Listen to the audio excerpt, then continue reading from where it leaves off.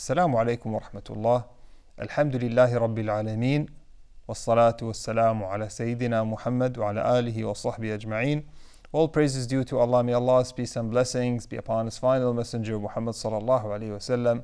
Welcome to another session of Ramadan Islamic Perspective, where we answer questions that are sent to us regarding fasting, zakah, and umrah. We ask Allah subhanahu wa ta'ala to aid us in saying what is right, and we ask Allah subhanahu wa ta'ala to bless us with beneficial knowledge. We seek aid and start with our question for today. Assalamu alaikum wa rahmatullah wa alaikum assalam wa rahmatullahi wa barakatuh. Will my rewards be less in fasting if I do not have suhoor? I am too tired, I barely wake up for Fajr and then get ready for work.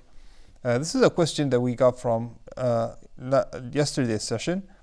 So what we say is that we said that suhoor is a sunnah. Suhoor is a sunnah. The Messenger Muhammad sallallahu alaihi wasallam, even though he commanded, he said tasahharu fi'l amr. But this command is what he intended is something preferable. So suhoor is not a condition of validity for your fasting. It is a preferred action to do. It is for your benefit in this world and for your benefit in the hereafter. Because the Messenger Muhammad ﷺ said, تَسَحَّرُوا فَإِنَّ فِي السُّحُورِ بَرَكَةً. Eat suhoor because in suhoor there is a barakah. There is a blessing in suhoor. Suhoor gives you the strength. It will make you less hungry. It will make you more energetic. You're less likely to feel tired. You're less likely to feel hungry during the day if you had a proper suhoor. So the person here is asking, I'm too tired, I barely wake up for Fajr and then get ready for work. It's up to you. I mean, if you're unable, of course, you're not going to miss out Fajr, you have to wake up for Fajr. But if you did not wake up for Suhoor, you missed a sunnah. But Suhoor doesn't have to be a big meal. Suhoor doesn't have to be a big meal. It doesn't even have to be solid food. At least, a drink of water. A drink of water. Don't you feel thirsty during the day? Maybe because you're not eating suhoor. Maybe you're not drinking anything at suhoor. My advice is at least wake up, you have a bottle of water next to you. Wake up before Fajr Adhan and drink tayyib, and then just stay up, pray Fajr, and then you can get ready for work.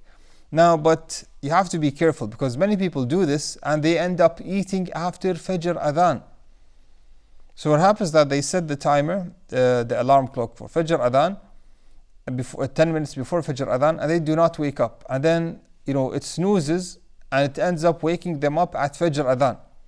And so they drink the water and then they start asking questions saying, Sheikh, accidentally I drank after Adhan thinking that Adhan did not start. And we said this many times that if a person found out that he definitely did eat or drink, after the time commenced, after dawn, so he has to abstain the rest of the day.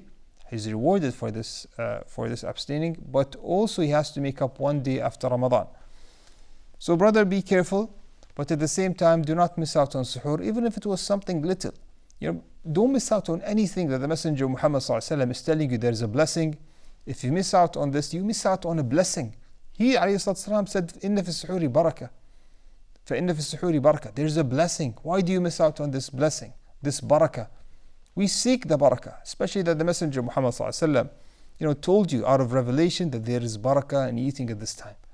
So my advice is to try your best and see for yourself. Wake up, eat suhoor, you'll find yourself, and instead of sleeping, if you woke up and ate suhoor and went to pray, you'll find more barakah in your day than if you had not. And in this case, subhanAllah, you also secure praying on time. And alhamdulillah, you might even have enough time to go and pray in the masjid, which is even more and more khair for you. Wallahu alam. طيب, move on to our next question. Assalamu alaikum wa rahmatullah. Wa alaikum assalam wa rahmatullahi wa barakatuh. Some sisters are telling us we must use formula milk and stop breastfeeding because it's an alternative. And there is no excuse for women who breastfeed to break their fast in Ramadan due to breastfeeding. طيب. Alhamdulillah wa salatu wa salam ala rasulillah. So the issue of using formula milk, first of all, a woman who's breastfeeding, is it an obligation? Is it a must for her to fast? Can she break her fast? We said that not all women who are breastfeeding have the same ruling. Some women who breastfeed, fasting will not affect them. So in this case, it's an obligation for them to fast. Sorry, does not affect them, and it does not affect their child. Because some sister might say, Sheikh, if I fast, I don't have any problems physically. I can fast without any issues. But, the milk will dry out and the child will keep on crying and feel hunger most of the day. So he's going to be harmed. So here it's going to be harmed. In this case, it is permissible for you to break your fast, to eat and drink, so that you produce enough milk for this child, so that it does not harm him. So alhamdulillah for the rulings of Islam. So if it was the case that you had enough milk and you did not require to break your fast, then you must fast. But if it was the case that you had to break your fast because of breastfeeding, the question here comes and tells us, instead of breastfeeding the child, isn't it permissible? Isn't it the best thing to do?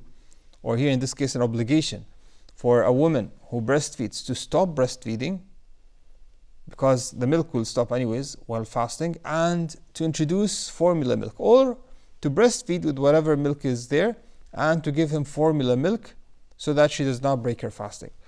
I mean, we cannot say that this is an obligation. We cannot say for all women who broke their fast due to breastfeeding is that khalas, this is no longer an excuse for you, and there's an alternative, which is formula milk, and you are not required, and you are not required. It's no longer preferable for you, or no longer permissible for you to break your fast.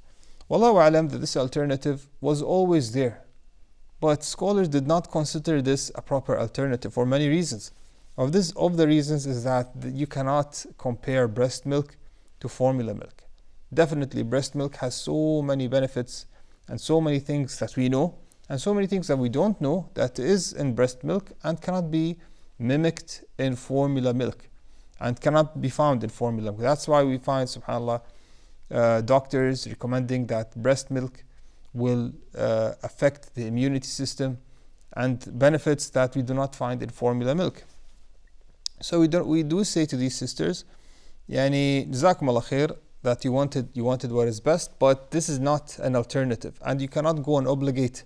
Go back to the people of knowledge and do not obligate on sisters things that their religion did not obligate. Yani don't go and say to the sisters, no, you must use formula milk and stop breastfeeding if breastfeeding will break your fast. You cannot say this. You cannot say this is based on what? So it was always permissible for generations that a woman who breastfeeds and who is harmed by breastfeeding, whether she is harmed or her child is harmed, to break her fast and breastfeeds and makes up a day afterwards. There's no issues with this. So we say to the sister that if a person was using, in fact, alternative, or was using formula milk and she was breaking her and she was fasting, there are no issues here. Maybe because there's a lack of production, she does not produce milk in any way.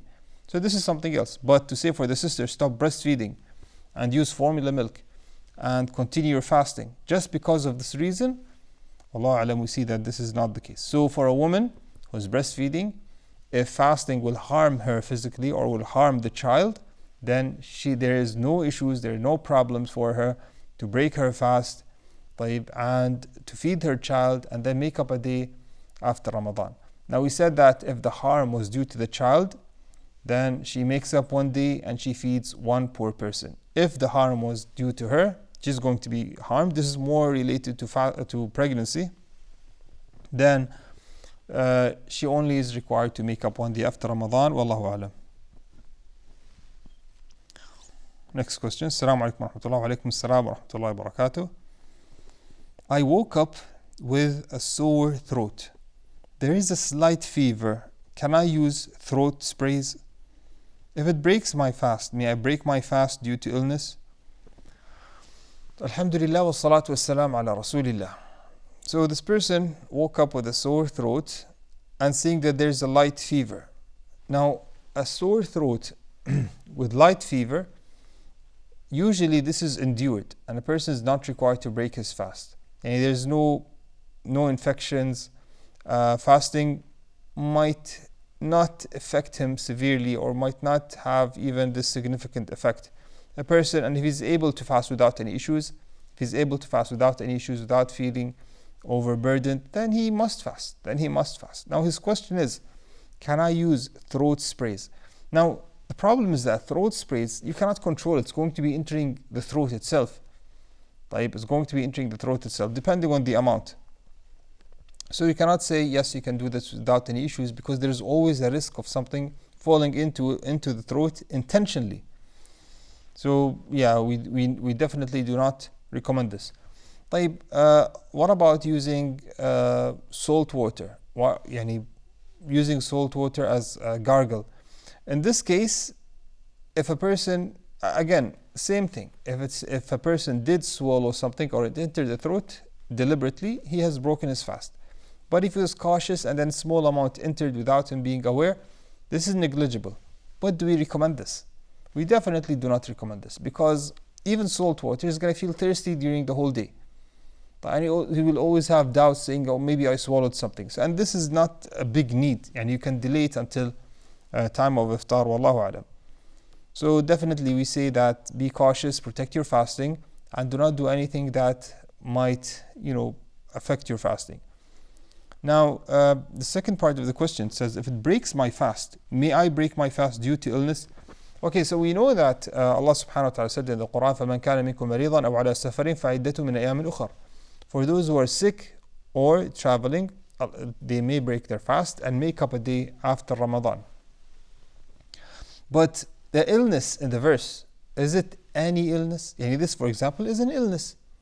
But is this the illness that Allah subhanahu wa ta'ala wanted, that affects your fasting and that gives you permission and excuse to break your fast? Wallahu alam, that's not the case. Wallahu alam, that's not the case. This illness is an illness that is severe. Fasting might harm you severely. If in the case of, that's the illness where you may break your fast. Where fasting harms you severely. Where fasting delays the cure. Where fasting makes the illness more severe. Where fasting directly affects the illness, or it affects the medication that is required, otherwise serious harm might occur. These are the cases where a person breaks his fast. For example, a fever, a strong fever, not any fever, a strong fever, 40 or 39.5. A person is required to take some medication to lower this fever, and also he's very dehydrated. He's required to take some medication to counter the effects of this fever. In this case, it is permissible for him to break his fast and make up a day after Ramadan. But in this case here, for example, he said, it's a sore throat with a slight fever. So I'm sure this is not going to stop you, for example, from going to work or from studying or from leaving the house. So how will it stop you from fasting? This is, wallahu alam, is something that you can endure, and it's not permissible for you to break your fast for this reason. We go to the next question. Assalamu alaikum wa rahmatullah wa alaikum assalam wa rahmatullahi wa barakatuh. I need counseling. I got in fight with my husband while fasting. I kept saying, I am fasting, so that to avoid the dispute. He then repeated the words, I will divorce you. What is the ruling of my marriage, since these words are repeated more than 3 times? Another point, is our fasting valid with divorce or with all this shouting and name calling? Alhamdulillah wa salatu wa salam ala rasulillah. So this person said that she got into a fight with her husband while fasting. And then she kept saying, I am fasting to avoid the dispute. Subhanallah, the Messenger Muhammad sallallahu alaihi wasallam has said that من لم يدع قول الزور والعمل به فليس لله حاجة أن يدع طعامه وشرابه. So the Messenger Muhammad sallallahu alaihi wasallam said that if a person is fasting, he should not engage in evil speech or evil actions and protect his fasting. Because if he does not, then Allah subhanahu wa ta'ala has no need for him to leave his food and drink and engage in evil action. What's the point of you leaving food and drink and then you're engaging in evil actions? فَلَيْسَ لِلَّهِ حَاجَةً أَنْ يَدَعَ طَعَامَهُ وَشَرَابَهُ. Allah Azza wa Jalla does not need you to leave your food and drink if you're going to be engaging in these evil actions. So getting into a fight, a person has to avoid this. And the Messenger Muhammad ﷺ said, فَإِنْ سَابَّهُ أَحَدٍ, if a person curses you, or if a person says something bad to you, slanders you, he said, فَلْيَقُلْ إِنِّي صَائِمٌ إِنِّي صَائِمٌ. He has to say, I am fasting, I am fasting, to remind himself and to remind the other persons that I'm fasting. I do not want to break my fast. I do not want to decrease the reward of my fasting. So here, she said, I kept saying, I am fasting, so that to avoid the dispute. This is, inshallah, this is something right. She says, then he then repeated these words, I will divorce you. What is the ruling of my marriage, since these words were repeated more than 3 times? So, okay, let's address this issue. So during the dispute, and she said, I am fasting. The husband then replied that I will divorce you. So he said, I will divorce you. Now, assuming that these are the exact words, I will divorce you is not a divorce. Even if he repeated it 100 times, I will divorce you is not you are divorced, or I divorce you. It's I will divorce you. So it's like something in the future. It's something in the future. Anyways, we'll continue, inshallah, dealing with this matter in our next episode. هذا والله أعلم وصلى الله على نبينا محمد وعلى آله وصحبه وسلم. جزاكم الله خيرا.